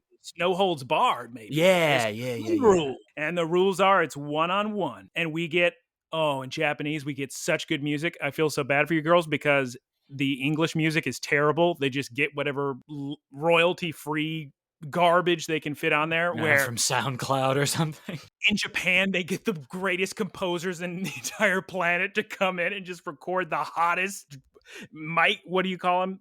Sick Beats. beat? Yeah. No, what's it called? You drop in your new... Slappers. Yeah, these slap. Yeah. It slaps. Yeah, fire. Yeah. Yeah. Like your friend, what's his name in Germany? Teo.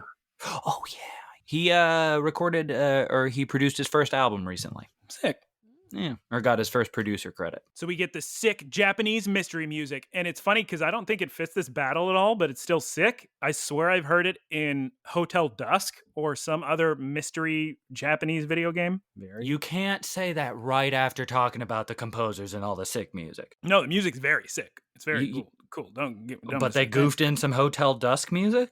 Hotel Dusk has great music, so I don't know what you're talking about. Okay, all right. We have Steelix versus Turtonator. And oh my goodness gracious, they're types. They're both weak to each other. So Turtonator is the funniest name for a Pokemon. And every time somebody said it's just such a country bumpkin name.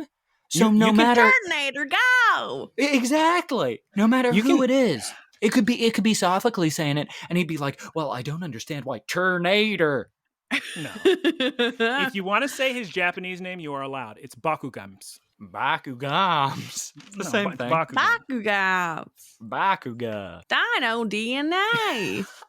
Flamethrower, gyro ball, bind, shell trap. Oh my goodness gracious, Steelix is wrapped up Turtonator in his grasp, but Turtonator's got these shells, these spiked Bowser shells that can explode, and that hurts Steelix. Dragon Tail. Dig! It's a very sick battle. And both of the competitors compliment each other on doing a good job in this battle.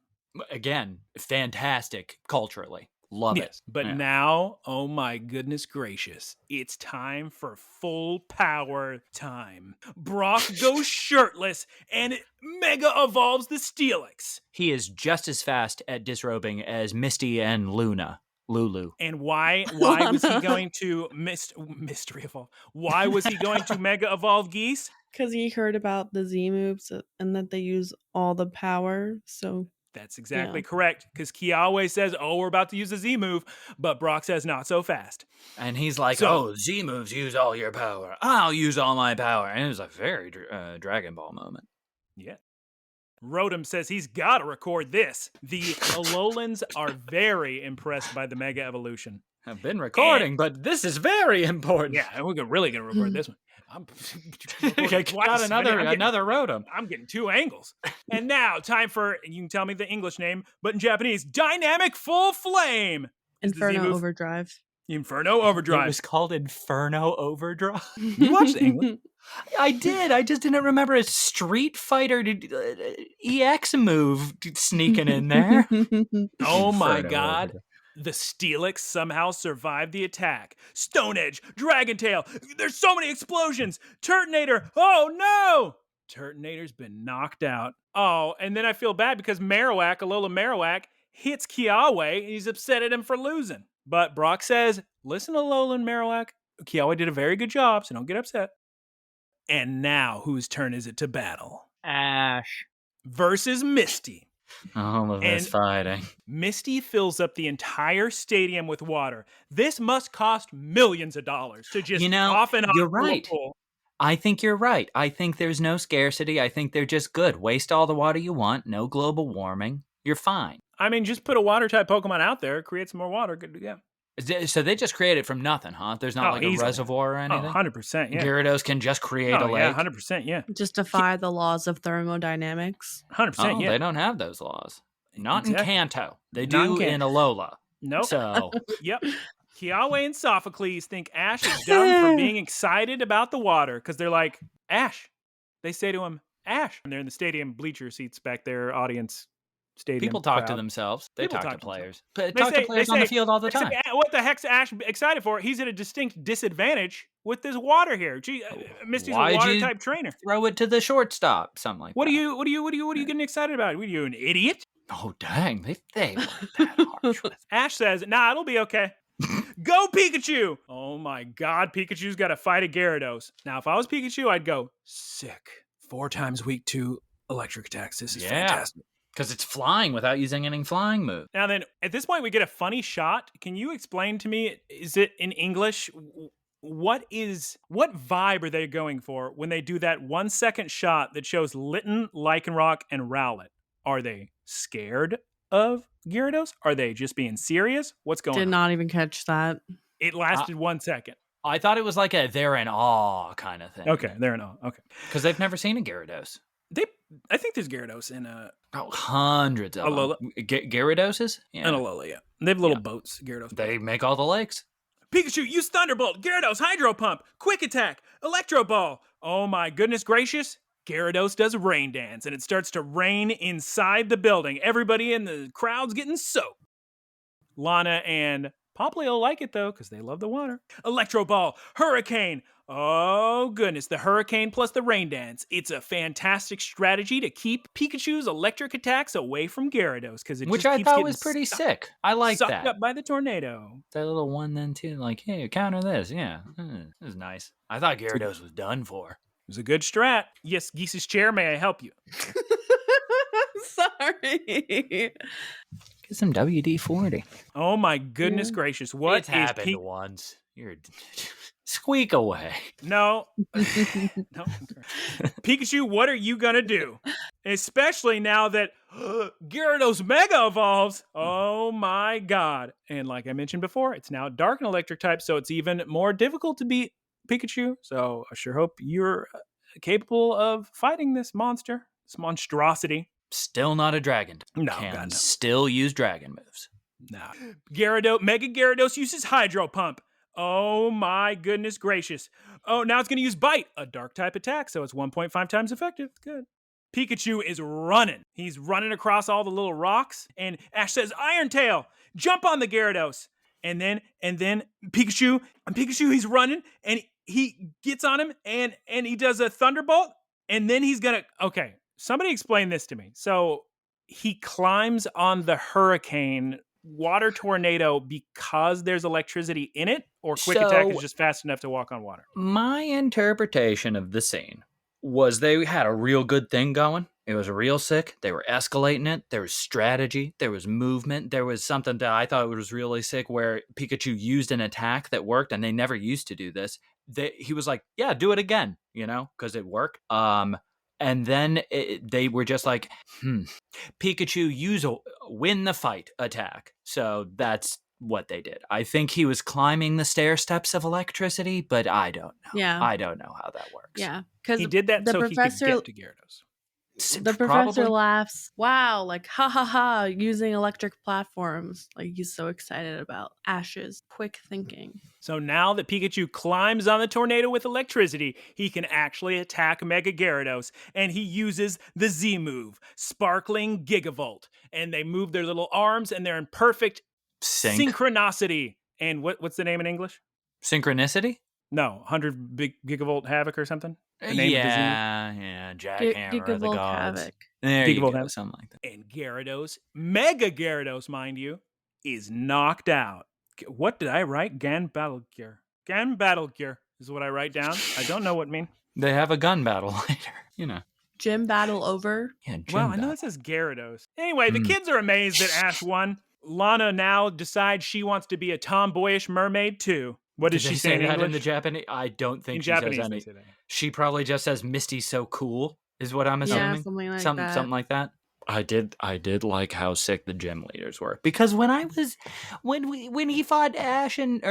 fought Misty and Brock, it was kinda lame. You're like, oh, that's a gym leader, huh? They just they won maybe and then they lose. And in this one it was like, whoa, a gym leader is like Brock 100% beat those kids. It was neat. It was neat seeing how revered they were. Misty says to Ash after the battle that you have gotten stronger, but that little kid is still inside of you.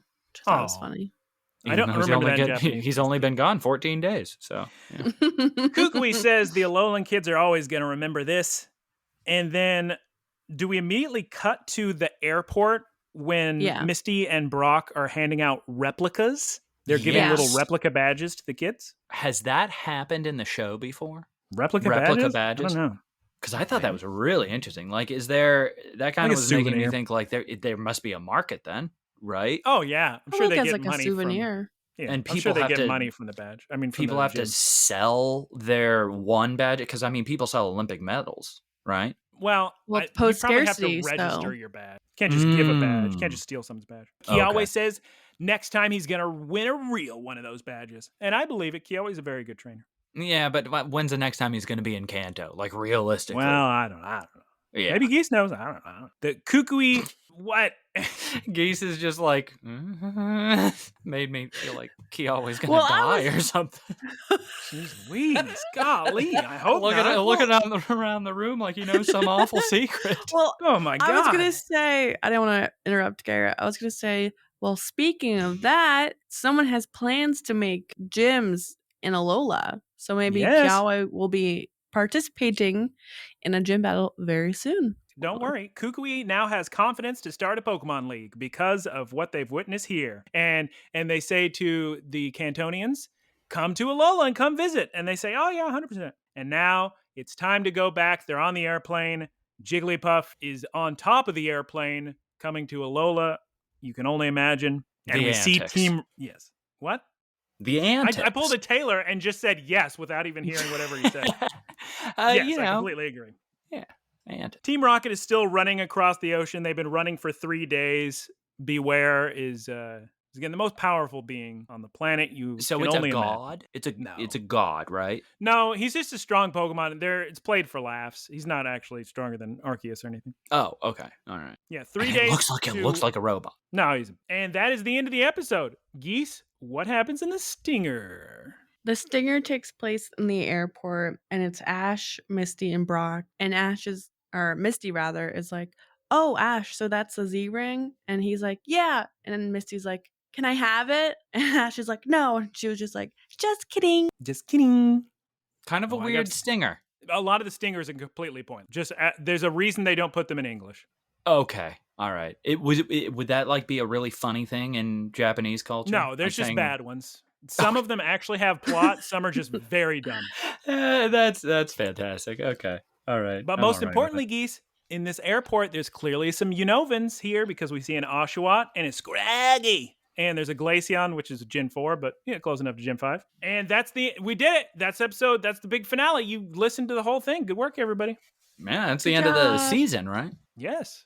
It's over. We're done. I actually thought the podcast was going to be over, but no, Geese says we're going to do the next season, Ultra Adventures or whatever. Do you want the podcast to end? No, Gyra? I was thinking Should we have this other. conversation now? No, I was thinking other products, perhaps. No, right into the other season. Yeah, we can. I mean, like we said, next week is big response message cross look listen, where we're going to be doing the Pokemon movie that came out around this time, which Taylor has seen. Is that the Mewtwo one? No, that's the one where Pikachu. Spoilers. Oh gosh. Yep. Didn't we see that in a theater? Yeah, with Synemia. Oh boy. Who's Nemia? Synemia as a movie pass competitor. Oh boy. But it was a Turkish scam, and we had to do chargebacks with our bank to get. It was so funny. $200 back. What was your experience with you? You were in with Bank of America at the time, right? Yeah, they were good. I just told them, Google Cinemia, look at what's happening now. They're trying to scam me. And they're like, okay, we got you. I didn't even have to do that with Chase. I said, oh, I'm just disputing a Cinemia. And they said, oh, okay, we got you. And I was like, all right, that's cool. No further details necessary. That's cool. How did you find this service? Well, because when that was right MoviePass- off of MoviePass, yeah. Yeah, MoviePass failed spectacularly. The first person I ever heard talk about MoviePass was Abby. And once it got like super popular and they dropped the price to like $9 and you could see one movie a month. Or I mean, I one bought movie a year. a day. I bought a year for $60. But I was going to the movies every single day, and this business plan did not work out at all. So they went down in flames. And shortly after that, this new company came out, and all the tech websites and everybody's talking about it. Oh, Cinemia, it's a new movie pass. And so we signed up for it. The first movie we watched was Halloween, the remake, it's a sequel, but it was just called Halloween in the IMAX, and it was the sickest opening. Front row of film. ArcLight. It was front row of ArcLight. No, we were in an IMAX. No, because it was the only way we could have seen it at an ArcLight was through Cinemia. Remember, they stopped taking. And I'm saying we MoviePass saw it too. in an IMAX. No, it was a huge screen at ArcLight, but there was like that giant. We had to like walk downstairs to go see it. And it was such a cool experience. That was one of my favorite. I'm pretty sure it was a experiences. TCL Chinese Theaters IMAX. No. And you're thinking of a different movie that was... No, it was like two blocks away from that was the ArcLight. Yeah, we went to the ArcLight several times. Yeah. It doesn't matter. It was the sickest intro we've ever seen in a movie. God, so sick. We were both just yelling out sick, Yeah, or so sick, so sick. You wouldn't believe how sick it was. It's just the build up, the tension. Oh my God, the scene, and then immediately, dun, dun, dun, dun, dun, dun, dun. it was way too sick. That experience, had they not refunded my $220, I would have been okay with it for that. Yeah, experience. Holy crap! Holy moly! Jesus! Holy crabs! There you go.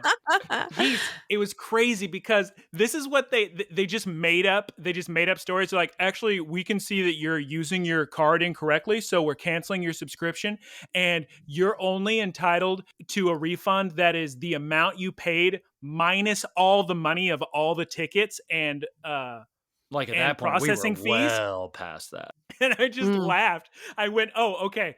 So you're saying I bought a subscription so I didn't have to pay as much for movies, and now you're saying I just paid full price for all these tickets. I just laughed and immediately did the chargeback and got all the money back. So great. So, those poor employees. Well, I wonder if they were in They're scam artists. I don't. Yeah. Because you had to buy the cards separately, and there was always issues with the app. Because MoviePass, you paid with the card. Yeah. Cinemia, wait, I'm saying this wrong. Like, Cinemia was different because you could use sites like Fandango and because stuff. it functioned as a MasterCard. That's what it was. It had its own little bank account balance. Yes. The way Cinemia worked is it put money on the card once you reserved the movie, and you could use it anywhere, but MoviePass you could not use everywhere. Correct. ArcLight didn't take MoviePass. Right. MoviePass was terrible because whenever you use MoviePass was MoviePass is this needed for the podcast. Yes. MoviePass was great terrible because you were treated like a third class citizen. Like the employees would see your red MoviePass card and go, "Oh, so funny." But Especially at the Grove. Oh yeah. But Cinemia, you didn't have to pull your card out because you could order the ticket online. So they would never know you have a subscription service. All right, Geese, you want to go through the wrap up? Yep. Okay. Yes, Taylor? I thought she was swatting away a cat.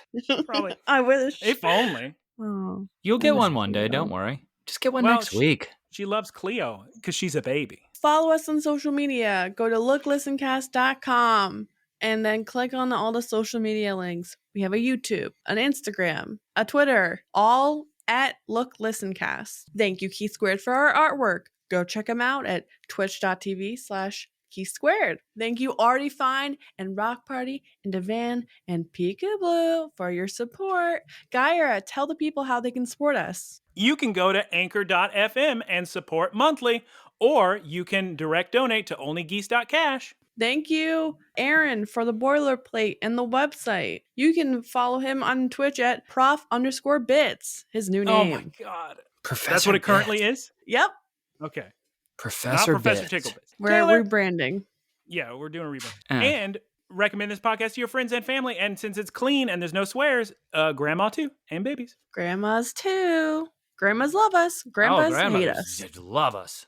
Taylor, Them. can you please read our one question this week because we don't have time for more? From Pikablu. Oh, what juice would you love to drink while on an island vacation? It would have to have mangoes in it or pineapples. Yeah, I was gonna I say love pineapple pineapple. juice. Pineapple, maybe with a little bit of lime in it. Ooh. But what if lime makes me sick? I know. Does lime really make you sick? It's a good question. I got sick by drinking like just a giant glass of lime juice. Me too. Here's the problem. Here's the problem. I think the answer is yes, but I don't want to You probably risk it got again. vitamin C poisoning. Yeah, Oh, that's yeah. possible. An entire glass of lime juice. Yeah. What are the symptoms of vitamin C poisoning? Okay, Geese, this is what I was doing. I was at Starbucks at the time. They had this lime refresher, and I would get a 32 ounce of that with no water. So it was just straight lime. I was Oh, then vomboing. yeah, you definitely got vitamin C poisoning. And Guyera. I just, at It's the bar Vomit I City. worked at the time, I would literally just drink lime juice concentrate with like a little bit of orange juice in it. And I'd be like, it's No. so good. And oh, man. Tasty. One day I just flew too close to the sun. It happens. Yeah. All right, let's end this. Thank you, Taylor, for joining us. You're welcome. Guyera, do you have anything to add? Probably we got something else to, let's see. I already told us response. Oh, go watch Response Message. Keep an eye on that. What's response message? It's So Aaron glad you Tom's asked. podcast. Response Message is the other Geese Peep Industries podcast Uh-huh. where our dear friends Aaron and Tom Uh-huh. watch a movie and talk about it. That sounds great. In fact, we have one of the co-hosts here right now. Come here, Aaron. What? For the big- surprising It's guest me. star. I'm Aaron. Hello. For the big finale. Thanks for I'm the shout Taylor. out. I'm Taylor. Hello, Can Taylor. you hear? Oh, Yeah, he can. Yeah, So what movie are you Okay. watching? Oh, he's watching gosh, Indiana never mind. Jones. Indiana Jones. Which one? of the Indiana Jones movies. That's an Indiana Jones movie. Next up is the one with Indiana Jones, and also Old Man from The Sean Rock, Connery. Sean Connery. Thank you. I love that one. Yes. We And will guess also what he just do watched? Shia What? LaBeouf one next after that. He just watched the Blade Runner movies and the Fast and Furious movies. What'd you think? Yes. Blade Runner, good. Yeah. Fast and Furious, not bad. Stupid, Oh, but it's some good parts. amazing. Amazing. That's how your way of saying amazing. They finally Go to gave them responsemmessage.com. superpowers. That's true. Wait, is it They get response Soldier message.com? serum. They're all Yes. superheroes. They Oh, I'm they so just excited they about shake that. off rubber bullets like it's nothing, and actual gunshots. Okay, here. Want to hear my tinfoil hat theory? It's almost The- 3 These hours. are all just rungs on a ladder to get them driving to the moon. It's gonna Hells happen. yes, That already it's happened. gonna happen. That The happened waivers already? on the moon. Okay, folks. Oh, did you not watch Thanks that for movie? listening to No. Look, Listen with Geese and Guyera. This is Aaron signing out. Goodbye, kisses, and see you next time. Bye. Bye. End it, Guyera.